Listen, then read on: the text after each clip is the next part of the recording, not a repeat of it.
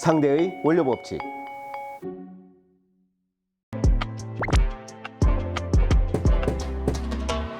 안녕하세요. 상대의 원료 법칙. 오늘은 수입 진행 방법에 대해서 말씀드리겠습니다. 네, 식품을 취급하다 보면 외국에서 좋은 원료를 보셨다고 해서 내가 직접 구매를 하고 싶거나 수입을 진행하고 싶은 경우가 있습니다. 이럴 때 수입을 어떻게 진행하는지에 대해서 말씀드리겠습니다. 보통 이렇게 새 제품을 만나는 경우가 전시회를 간다거나 아니면 외국 여행을 하다가 좋은 아이템을 봤다거나 아니면 갑자기 트렌디한 상품이 딱 떠올랐을 때 그 상품에 대한 원료 조회를 해서 보통 우리 회사가 취급을 할지를 결정하게 됩니다. 초기 단계에서는 구매 대행이라고 해서 외국에서 해당 제품을 잘 소싱할 수 있는 업체가 도와주거나 오퍼상이라고 해서 국내에 있는 업체가 그 제품들을 픽업해서 국내에 공급하기도 합니다. 네, 이런 경우에 어떤 특정 원료를 조회를 했다 그러면 그 원료를 누가 공급하는지를 우선 알아야 되겠죠. 뒤에 라벨 사항이라던가 관세청에서 취급하고 있는 관세 정보를 보시면 해당 업체, 수입 업체 또는 수출 업체에 대한 정보가 들어가 있습니다. 어떤 제품을 수입할지는 결정됐다 그러면 이제는 가격을 알아야 되겠죠. 해당 업체에 견적을 요청하게 됩니다.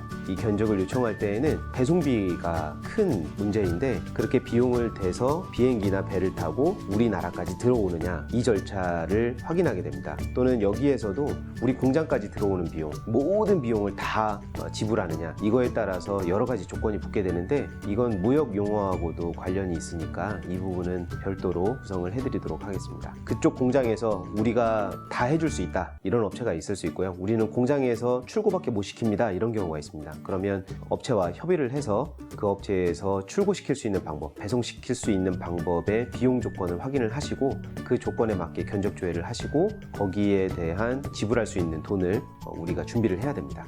네, 이렇게 견적 조회까지 끝나서 제품을 수입하게 되면 소량의 샘플을 가지고 와서 테스트를 해보고 품목 보고를 한다던가 아니면 수입 진행을 요청을 해보고 그 후에 이상이 없다 그러면 계속 진행을 하게 되거든요. 근데 이때에 식약처에서 특정 제품의 100kg 이상인 경우에는 들어올 때마다 신고를 하지 않아도 됩니다 이런 조건들이 있어요. 근데 이 조건들 뭐 바뀔 수도 있고 품목마다 다르기도 하고 하니까 그 부분은 한번 점검을 해보셔야 될 텐데 100kg 이상 수입을 했다 그리고 수입 진행이 원활하게 진행이 됐다 그러면 다음번부터는 정밀이 걸리지 않으면 거의 매번 수입되던 루틴대로 계속 수입을 하시면 되겠습니다. 네, 이렇게 최초 소량의 원료를 테스트 수입을 진행했다 그러면 이 과정 속에서 수입 신고를 하게 됩니다. 수입 신고를 하게 되면 두 가지가 진행이 되는데 세무적인 관점에서 보는 그 관세청에 관세를 내게 되는 절차가 있고요. 그 외의 절차로 보세창고에 옮겨지게 되면 이 제품이 수입되는데 문제가 없느냐 최초 수입일 경우에는 최초 정밀이라고 해서 최초 정밀 검사를 받게 됩니다. 식약처 수입식품과에서 진행을 하게 되는데 길면 한 15일 정도까지 걸리기도 해요. 보세창고에 머무는 기간도 창고료가 지급이 됩니다. 그런데 이 보세창고가 일반 창고보다 훨씬 비싸요. 그래서 보세창고에 머무는 기간을 최소화시키려면 우리가 수입되는 식품의 정보라던가 그런 것들이 정확하게 가지고 있을 때 그럴 때는 보세창고에 머무는 시간을 조금 더 줄일 수가 있겠습니다. 네, 이렇게 수입 신고도 다 잘 됐고 관세도 다 잘 냈다 그러면 이제 수입이 진행되게 되는데 이럴 경우에 내가 절차를 잘 모르겠다 그럴 경우에는 관세사를 한 업체를 섭외를 해놓는 것도 좋습니다. 이걸 직접 개인이 진행한다는 게 굉장히 어렵습니다. 왜냐면 라벨 사항이 우선 잘 붙어 있어야 되고 성적서나 이런 제반 사항들이 다 들어와 있어야 되고 이걸 핸들링 할 수가 있어야 되는데 컨테이너 또는 비행기 배에서 잘 내리고 컨테이너를 보세창고로 반입을 잡고 반입을 잡은 상태에서 하역을 하고 거기서 우리 제품을 분리한 다음에 이상유무를 판단하고 이상유무가 있을 경우에는 클레임을 또 걸 수 있어야 되는데 총체적인 작업들을 도와줄 수 있는 게 관세사입니다. 그래서 관세사를 섭외를 하셔서